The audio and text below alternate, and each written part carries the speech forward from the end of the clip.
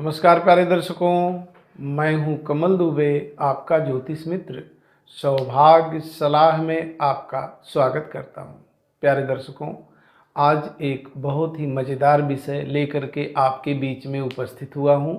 आज का हमारा विषय है कारक मारक बाधक ग्रह। कोई भी जातक अपनी कुंडली को देख करके कैसे यह समझ सकता है कि इस कुंडली का कारक ग्रह कौन सा है, मारक ग्रह कौन सा है और बाधक ग्रह कौन सा है। पहले हम यह समझ लेते हैं कि कारक कौन होता है। कारक ग्रह वह होता है जो हमारे जीवन में हमें आगे बढ़ने के लिए प्रेरित करता है। मारक ग्रह कौन होता है? वह ग्रह जब उसकी दशा महादशा अंतर्दशा आती है तो वह हमारे जीवन में संघर्ष परेशानी को उत्पन्न करता है। और बाधक ग्रह वह है जो हमारे जीवन में कोई न कोई परेशानी पैदा करके उत्पन्न करके हमें उस कार्य को करने से रोकता है, चाहे वह अच्छा कार्य हो या बुरा कार्य हो। तो इस प्रकार से आप अपनी कुंडली को सामने रख लीजिए और हमारे द्वारा बताए गए नियम को आप अपने कुंडली के ऊपर लगा करके देखिए। बहुत आसानी से आपको ज्योतिष का यह नियम समझ में आ जाएगा। आइए अब हम डेमो कुंडली की तरफ चलते हैं। हमने मेष लग्न की एक डेमो कुंडली बना ली है। मेष लग्न जो कि हमारी काल पुरुष की कुंडली है और पहले चतुर्भुज में लिखा होता है एक से कुंडली शुरू होती है, यानी मेष राशि या मेष लग्न से शुरू होती है और यह अंतिम राशि मीन तक जाती है। राशियों को आप क्रम से याद कर लें। उससे पहले आसानी से मैं आपको यह समझा देता हूँ कि ये जो अंक आप देख रहे हैं, यह अंक वास्तव में ये ग्रहों के अंक हैं, यह हमारी राशियाँ हैं। अब एक का मतलब हमारी पहली राशि मेष राशि, 2 का मतलब हमारी दूसरी राशि वृषभ, 3 का मिथुन, 4 का कर्क, 5 का सिंह, 6 का कन्या, 7 तुला, 8 वृश्चिक, 9 धनु, 10 मकर, 11 कुंभ और 12 मीन।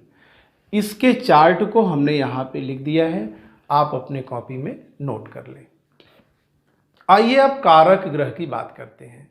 इस मेष लग्न की कुंडली में कारक ग्रह कौन सा बनेगा? तो जो हमारे त्रिकोण के भाव हैं, पहला भाव, 5वां भाव और 9वां भाव, यानी कहीं से भी हम गिने तो संबंध बने 5 और 9 का। जैसे यहाँ से गिनिए 1 2 3 4 5, अब यहाँ से 5 तक गिनिए 1 2 3 4 5 और यहाँ से यहाँ आएंगे तो 9 बनेगा। 1 2 3 4 5 6 7 8 9। तो यह हमारे सबसे अच्छे ग्रह बने, जिसको बोलते हैं कारक ग्रह। आप यहाँ लिख लीजिए मंगल, पहली राशि मंगल, 5वीं राशि सूर्य यानी सिंह, जिसका मालिक बनेगा सूर्यदेव, और 9वीं राशि धनु, जिसके मालिक ग्रह बनेंगे गुरु। तो ऐसे आप भी अपनी कुंडली में देखिए कि पहले चतुर्भुज में कौन सा अंक लिखा है, उस अंक का स्वामी ग्रह यहाँ है। जो भी अंक लिखा है उसके स्वामी ग्रह को कारक के सामने लिख लीजिए। फिर आप पांचवें घर में देखिए कि कौन सा अंक लिखा है। जो अंक लिखा है उसके स्वामी ग्रह को यहाँ से देख करके दूसरे नंबर पे लिख लीजिए। और फिर आप 9वें घर में आइए, यहाँ इस त्रिकोण में, यहाँ पर देखिए कि कौन सा अंक लिखा है। जो भी अंक लिखा है उसके स्वामी ग्रह को यहाँ से देख करके आप लिख लीजिए। यह बहुत आसान है। इस कुंडली में सबसे अच्छे ग्रह मंगल, सूर्य और गुरु बनते हैं। मंगल, सूर्य और गुरु की दशा महादशा अंतर्दशा में मेष लग्न के जातक, मेष राशि के जातक सबसे अधिक विकास करते हैं। अब आ जाइए मारक ग्रह। मारक ग्रह को पहचानना बहुत ही आसान है। यह किसी भी जातक की कुंडली में दूसरा भाव और 7वां भाव, दूसरा भाव यहाँ पे देखेंगे तो वृष राशि जिसके मालिक होते हैं शुक्रदेव, यहाँ आप शुक्रदेव लिख लीजिए, और 7वें के भी मालिक होते हैं शुक्रदेव। तो इस मेष लग्न के जातक या मेष राशि के जातक के कुंडली के मारक ग्रह बनते हैं शुक्रदेव। जब शुक्र में शुक्र की अंतर्दशा चलेगी या किसी भी महादशा में शुक्र की अंतर्दशा आएगी तो ऐसे जातक को परेशानी का सामना करना पड़ेगा। मारक का मतलब यह है, सिर्फ ये मत समझिए कि जीवन में संघर्ष ही होगा। जैसे धन दौलत आएगा तो धन दौलत कहीं न कहीं गलत कार्य में खर्च होगा। आपके शरीर हो सकता है बहुत अधिक विकास करे, स्वस्थ आप हों, तो हो सकता है कि स्वस्थ होने की वजह से शरीर के घमंड में आकर के ही किसी न किसी से लड़ाई कर ले।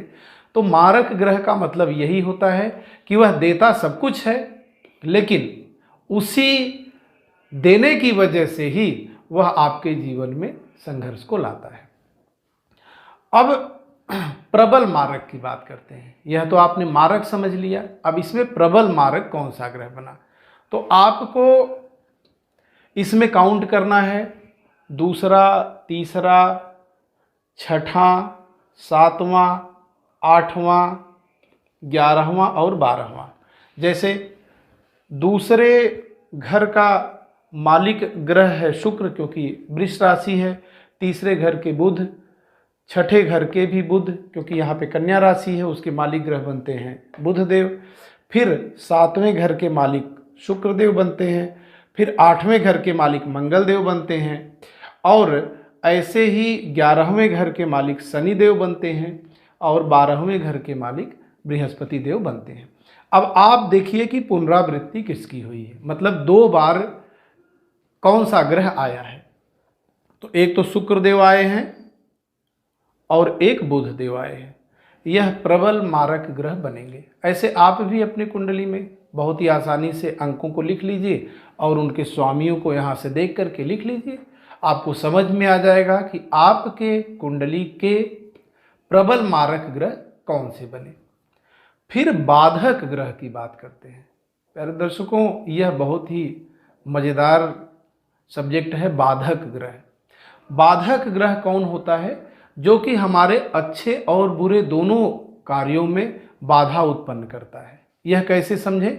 इसके लिए आपको राशियों के 3 स्वभाव होते हैं, चर, स्थिर और द्वि स्वभाव। चर का मतलब होता है जो चलायमान राशियां हैं, स्थिर का मतलब होता है कि जो कि स्थिर हैं, ऐसे जातकों का स्वभाव स्थिर होता है। द्वि स्वभाव का मतलब ये होता है कि स्थिर भी होते हैं और चर भी होते हैं। इन राशियों की पहचान कैसे करें? बहुत ही आसान है।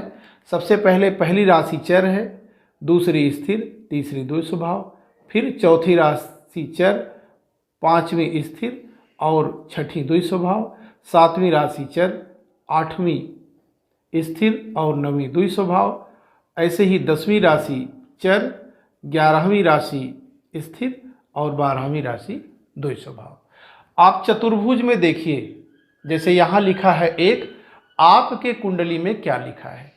मान लीजिए 1 लिखा है या 4 लिखा है या 7 लिखा है या 10 लिखा है, तो यह चर राशि हुई। अब चर राशि का जो बाधक घर होता है वह होता है 11वां घर। 11वां मतलब यहाँ 11वीं राशि यहाँ लिखा हुआ है, 11वीं राशि का मालिक शनि।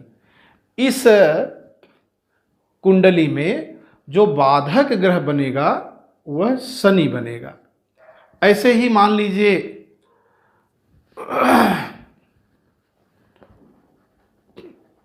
यहाँ लिखा हो चतुर्भुज में, पहले चतुर्भुज में 2, 5, 8 या 11, इनमें से कुछ लिखा है, तो यह स्थिर राशि हुई। और इसका जो बाधक ग्रह बनेगा वह 9वां घर बनेगा। जैसे यहाँ पे लिखा है 9वीं राशि, जिसके मालिक बनेंगे बृहस्पति देव। अगर यहाँ पे स्थिर स्वभाव का कोई भी लग्न है तो उसका बाधक ग्रह हमारा 9वां घर बनेगा। 9वां घर में लिखा गया अंक बनेगा। ऐसे ही अगर द्वि स्वभाव लिखा है तो यहाँ अंक लिखा होगा 3, 6, 9 और 12। यह द्वि स्वभाव की राशियां हैं। उनका जो बाधक ग्रह बनेगा वह 7वां घर बनेगा। तो 7वें घर में जो भी अंक लिखा है उसको ही आपको काउंट करना है और उस अंक के स्वामी ग्रह को आप यहाँ से आसानी से समझ सकते हैं। प्यारे दर्शकों, इस प्रकार से आप कारक, मारक, प्रबल मारक और बाधक ग्रह की पहचान कर सकते हैं। जब मारक, बाधक या प्रबल बाधक ग्रहों की दशा अंतर्दशा चले तो उन ग्रहों के मंत्रों का जप करने से आपके जीवन में परेशानी धीरे धीरे कम हो जाएगी। वह ग्रह आपको उतना बाधा या उतना मारक या उतनी परेशानी पैदा नहीं करेंगे। यह विषय बहुत महत्वपूर्ण है ज्योतिष सीखने वालों के लिए भी और एक आम जनता के लिए भी। यह समझना कि हमारे सबसे अच्छे ग्रह कौन हैं, खराब ग्रह कौन है, बाधक ग्रह कौन है, उनकी पहचान करके उनके उपाय को समय से कर लिया जाए तो जीवन में जो भी संघर्ष हैं वह खत्म हो जाएंगे और हम अपने जीवन में तरक्की और विकास करेंगे। प्यारे दर्शकों, फिर ऐसे ही एक महत्वपूर्ण वीडियो लेकर के आपके बीच में उपस्थित होंगे। आप सभी दर्शकों का बहुत बहुत धन्यवाद।